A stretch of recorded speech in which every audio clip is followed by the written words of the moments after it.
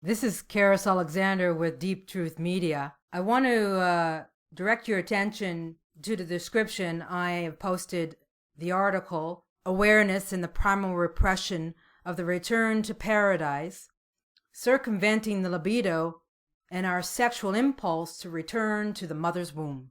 So in my last post, I mentioned that I dare to deconstruct consciousness. And as you may have listened to that audio, the tone was quite different. And someone had made a comment in the comments that they'd never heard me speak in this tone before. And so I just want to let you know that I am aware that I am under a program, this program of consciousness. And that sharing that I shared in the last audio was quite tame in terms of the powerful force that I am and how I can wield that force and share at such depth and fortitude and ferocity as I did in my last sharing.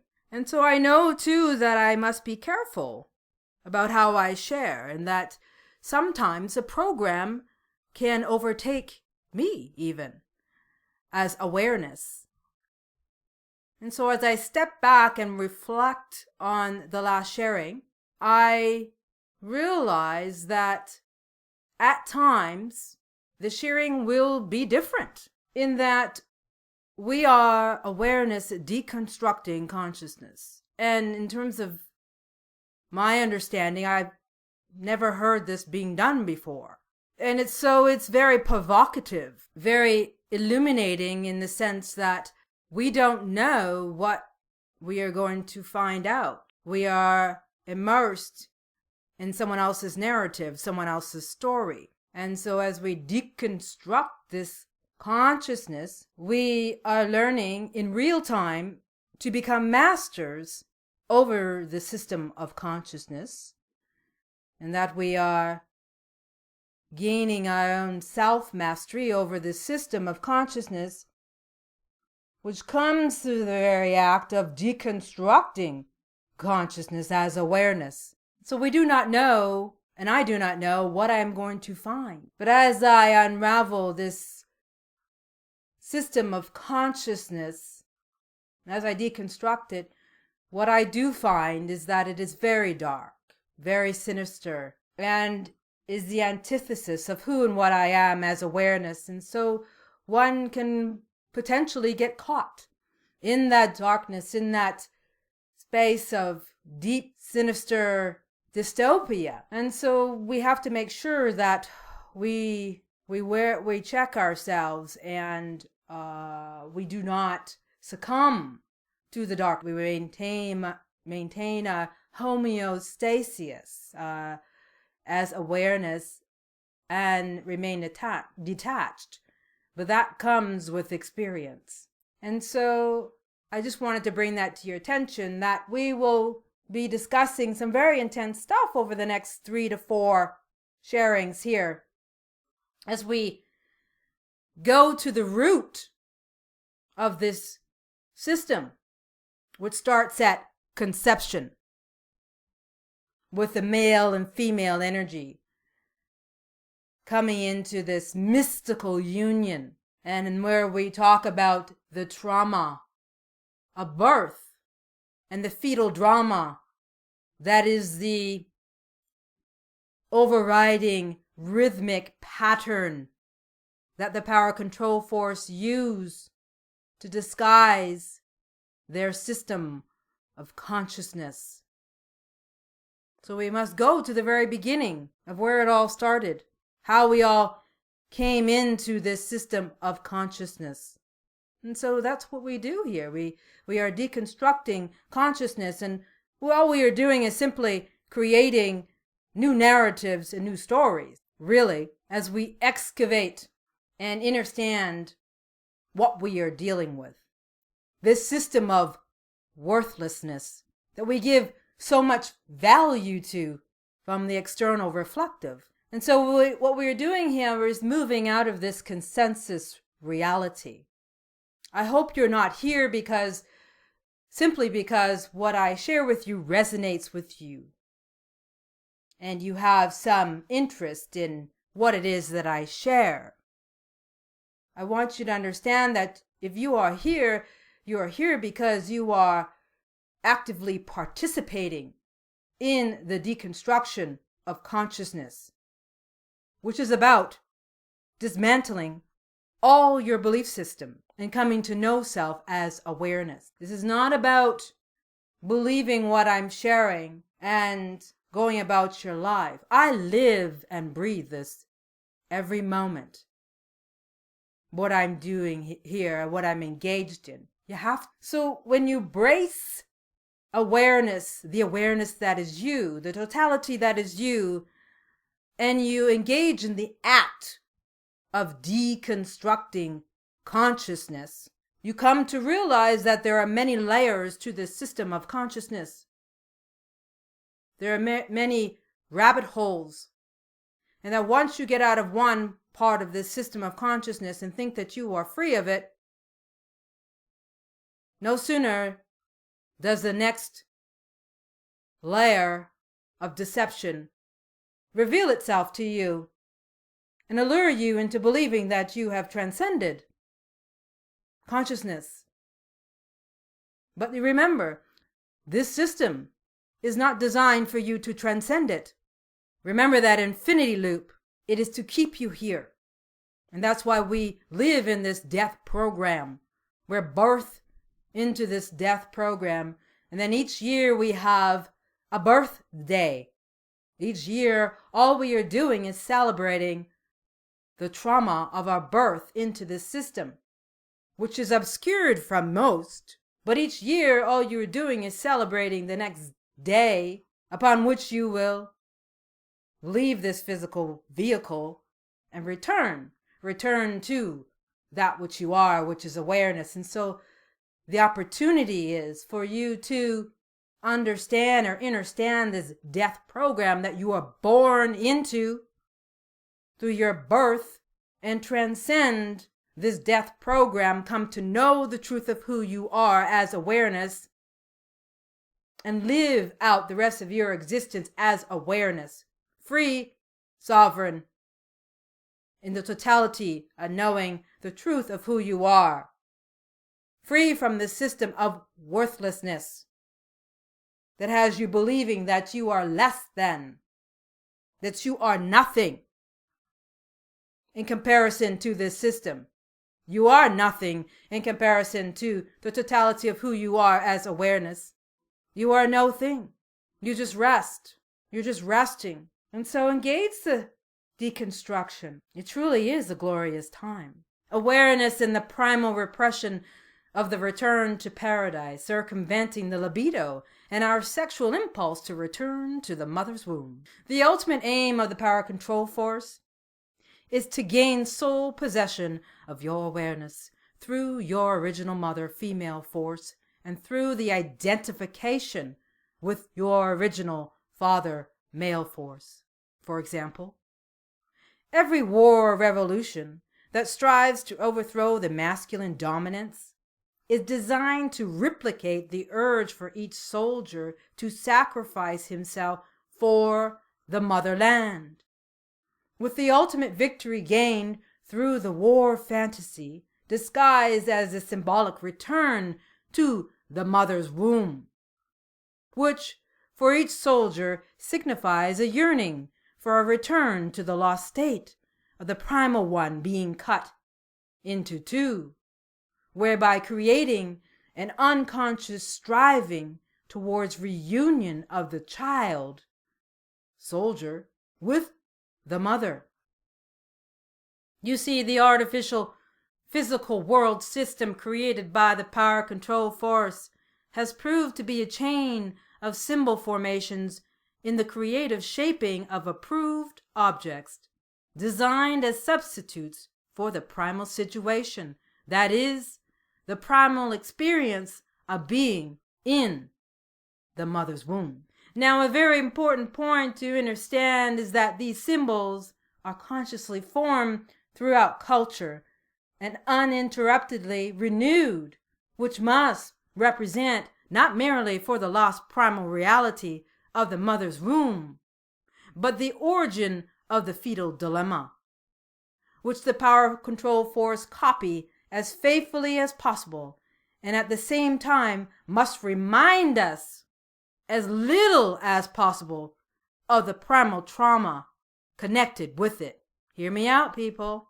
We do not have to look far to see how this primal situation manifests in our artificial physical world reality through the development of societies which fosters a parental domination in creating a power control system administered by men, is thus a continuance of the primal repression which has its purpose in an ever wider exclusion of woman on an account of the trauma of birth or the primal urge to return to the mother's womb. Because you see, everything pathological rests on all too strong mother fixation or the defense reaction against it.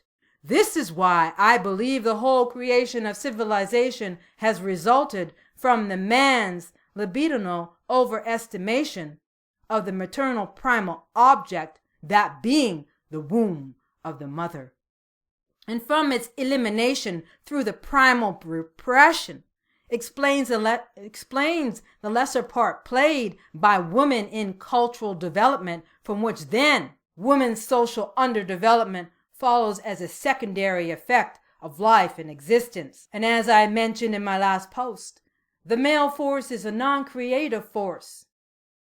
No slight to the males, and it begins with the proton. And in order for the proton to continue in this universe where disorder is prominent or predominant, the male force proton must capture energy and pull it into itself, or else it will lose its strength. Therefore, it must use the female force, the electron, as fuel to create their male-dominated world. Now, there is no offense to any male here, as I am just stating the obvious point.